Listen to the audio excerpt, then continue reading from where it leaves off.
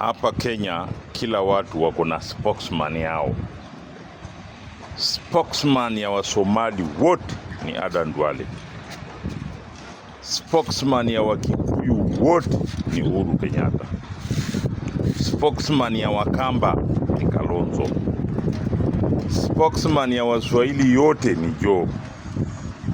Spokesman ya Wakisii wote ni Matiang'i. Spokesman ya watu wa Busia ni George Wajackoyah. Wajackoyah ndio spokesman ya watu wa Busia. Kwa sababu kama hamna spokesman, msemaji mwenye ataongelea mambo yenyu, mnakuwa hamfai.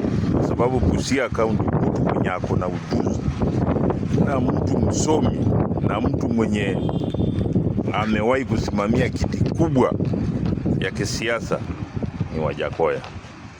Sasa Wajackoyah ndio mtu ambayo tunaona akuwe spokesman ya watu wa Busia.